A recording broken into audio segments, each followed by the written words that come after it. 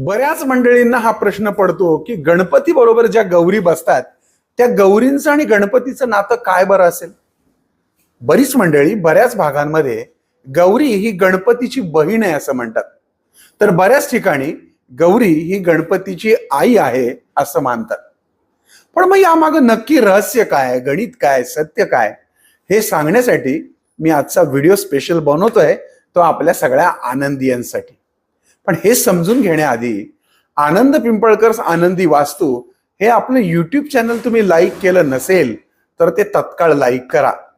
त्याचबरोबर बेल आयकॉनला क्लिक देखील करा, म्हणजे माझे सगळ्या नोटिफिकेशन्स तुम्हाला मिळतील. वास्तविक गणपतीला गौरी नंदन असं म्हटलं जातं. गौरी नंदन, नंदन म्हणजे पुत्र, गौरी सूत असंही म्हटलं जातं. याचाच अर्थ असा आहे की गणपती हा गौरी पुत्र आहे, म्हणजे गौरी ही गणपतीची आई आहे. अर्थात पार्वतीचं दुसरं नाव गौरी आहे. हिंदू देवता शास्त्रात तसंच समाज जीवनामध्ये गौरी हे शिवाच्या शक्तीचं आणि गणपती बाप्पांच्या आईचं रूप मानलं गेलंय. अपराजित पृच्छा या ग्रंथामध्ये एकूण 12 गौरींचा उल्लेख येतो. तर अग्निपुराणांमध्ये गौरी मूर्तींचं सामूहिक पूजन केलं जात असे आणि त्याला खूप महत्व त्यानुसार आहे. या 10 दिवसामध्ये फक्त एकट्या गणपतीचीच पूजा नसते, तर या काळात 3 दिवस त्याच्या 2 मातांचीही पूजा करतात. आता तुम्हाला प्रश्न पडला असेल की 2 माता? हो, कारण गणपतीला द्वै मातुर असं म्हटलं जातं.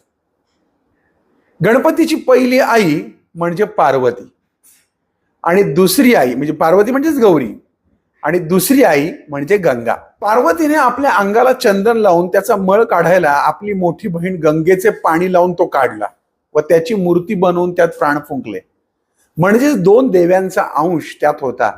म्हणून या गंगा आणि गौरी या दोन्ही गणपतीच्या माता आहेत, आई आहेत.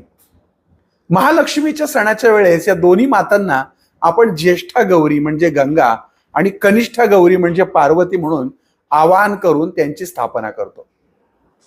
सोबत जे बाळ कनिष्ठेच्या समोर असतं ना, ते म्हणजे विनायक. गणपती नाही, तो विनायक. कारण जेव्हा पार्वतीनं त्या मूर्तीत प्राण फुंकले तेव्हा ते बाळ होतं. गणपती त्याला जेव्हा हत्तीचं मुख लावलं त्यानंतर झालं. पण मग या बाळाला विनायक म्हटलं गेलं.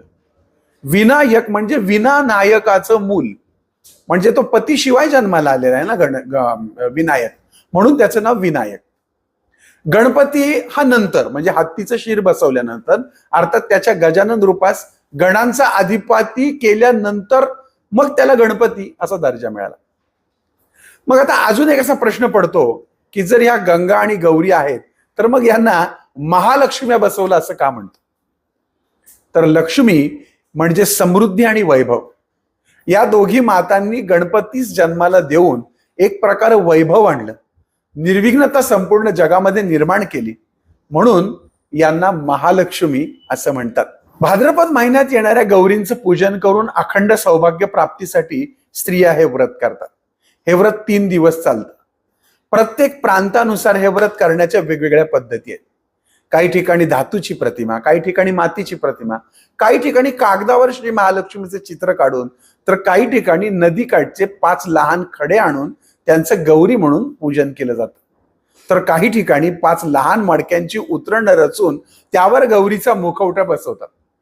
माझ्या आजीकडे तर तांब्यावरती वाटी ठेवून गौरीचा मुखवटा तयार केला जात असे. आमचे वडील त्याला नाक डोळे काढत असत. माझे वडील चित्रकार होते.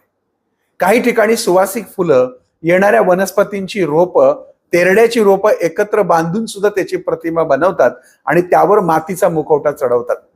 त्या मूर्तीला साडी नेसून अलंकाराने ती सजवतात. मग एक दिवस आवाहन, स्थापन, दुसऱ्या दिवशी भोजन आणि तिसऱ्या दिवशी विसर्जन, अशा पद्धतीने या महालक्ष्मी गणेशासहित आपल्याकडे बसतात. या महालक्ष्मी आगमन, बसणे, प्रसाद, त्यांचं नैवेद्य आणि विसर्जन, ही पद्धती काय आहे, ही प्रथा काय, हे आपण पुढच्या भागात बघू. पण तोपर्यंत तुम्ही आनंद पिंपळकर आनंदी वास्तू हे युट्यूब चॅनल लाईक, सबस्क्राईब करून बेल आयकॉनला क्लिक करा आणि सगळ्यात महत्त्वाचं म्हणजे हा व्हिडिओ जास्तीत जास्त शेअर करा.